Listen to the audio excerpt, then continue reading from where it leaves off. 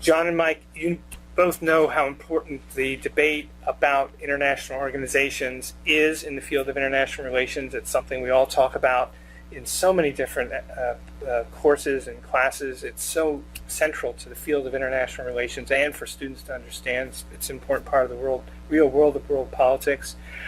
Do international organizations promote peace, prosperity, and justice? Well, Joe, I think that's a great question, and it is an enduring question, really, because there's no simple answer and there's no agreement. But I do think that one can start with an observation that around the world we can see a growth in the number and variety of international institutions, global, regional, economic, political, security-oriented, all of these different types and varieties and levels. Why are governments doing these things? Why are they building institutions? And why are there more now than there were 50 years ago or 100 years ago? They must be doing something unless we think states are doing it for no purpose at all, spending resources and time doing things, creating agreements, building institutions that serve no purpose.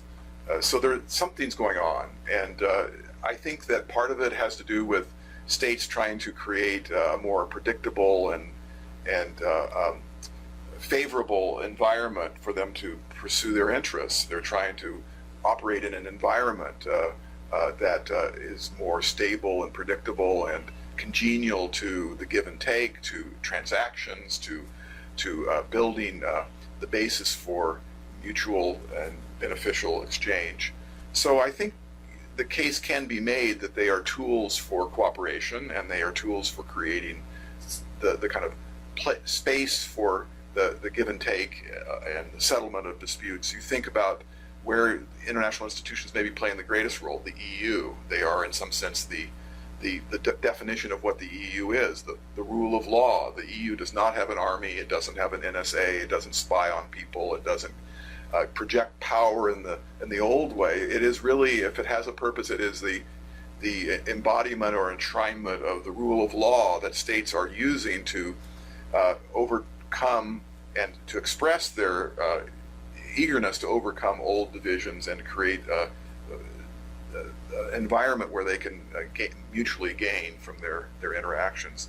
The WTO on a global scale, probably the single most based kind of international institution to facilitate trade and to settle disputes. It almost has a kind of legal quality to it, the dispute settlement mechanism, the pre-commitment to dispute settlement resolutions and so forth. So, yeah, I think they are not inherently, in and of themselves,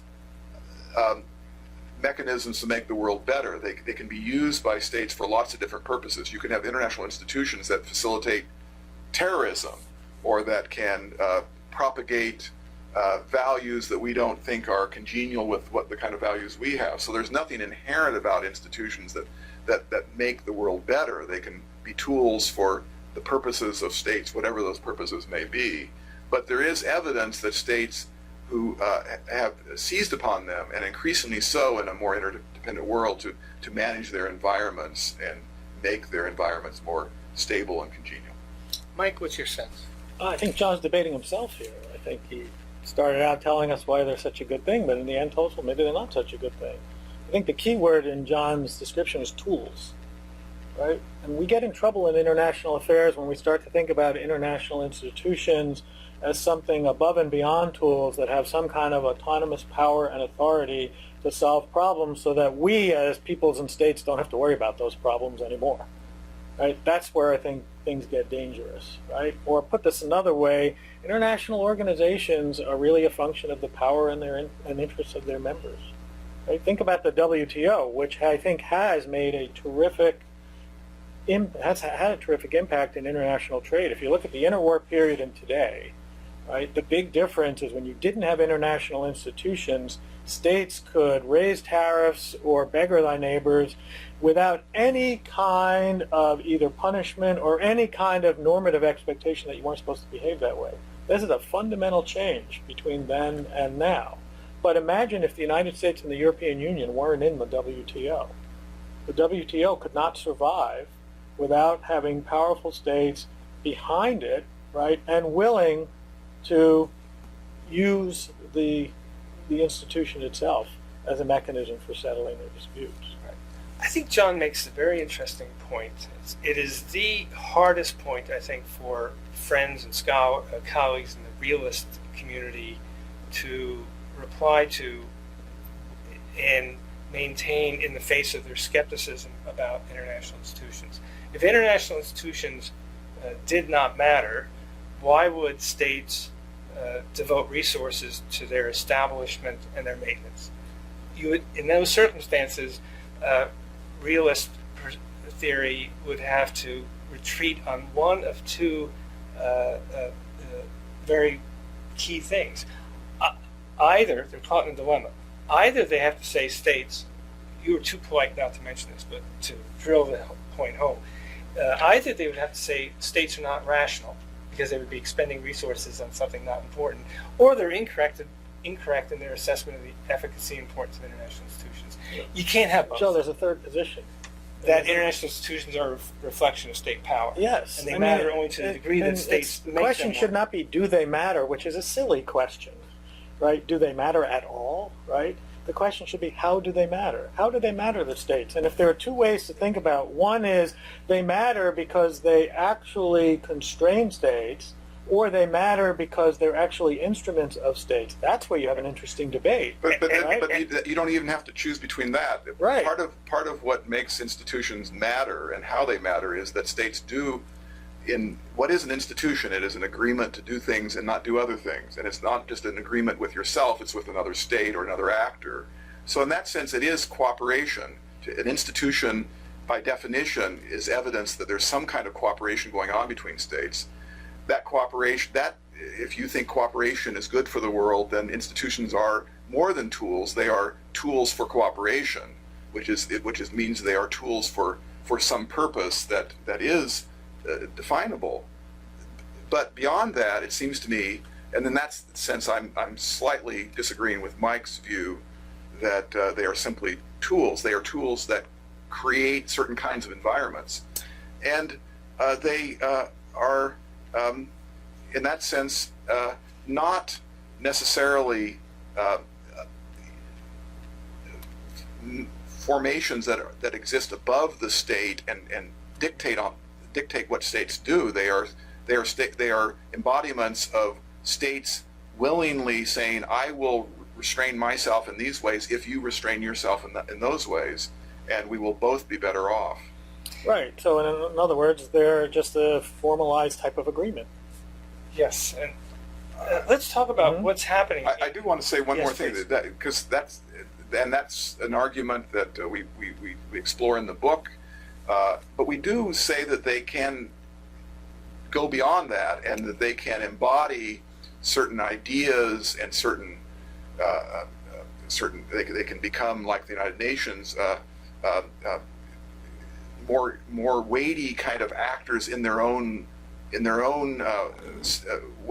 self, and thereby play a role apart from states. Right. And I think that realists obviously don't think that's a very important aspect of what international institutions are, but there are others that do think that that's there. Not necessarily that's good, but that is a factor that they can take on, quote unquote, a life of their own. Right. Now, and where do we see a life of its own? And this is where a skeptic would, I think, ask the question: under what conditions and under what probability do we see international institutions serve as a constraint on state behavior when the state is a powerful state and when it makes a decision that there really would be a high level of cost to comply with its institutional commitments? Those are the instances in which we would look for traces of real efficacy of the international institution.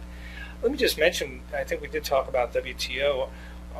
We may be living today, as we talk in 2014, we are now 13 years past the initiation of the Doha round under the auspices of the World Trade Organization, and we are every bit as far away from another multilateral trade agreement today as I think we were in 2001. The United States and its European allies are negotiating a transatlantic trade agreement, which would be outside of the WTO. Of course, it would be legal so long as the members notify the agreement to the WTO. The United States and its partners in Asia, such Asia Pacific, are also negotiating important agreements. Japan, Australia. It sounds to me like, are we living in an era in which important multilateral institutions may be experiencing a period of crisis? China is working towards the establishment of an Asian Development Bank, which would perhaps undercut some of the authority and efficacy of the World Bank. So what's going on? I think you're absolutely right, and that insight reinforces the point that states use international institutions such as the WTO pragmatically.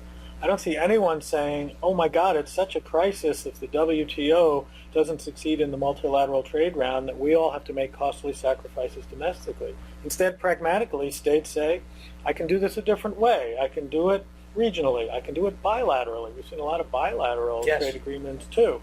So this is a question, I think, not about the value of institutions per se, but about, do particular kinds of institutions have a life of their own?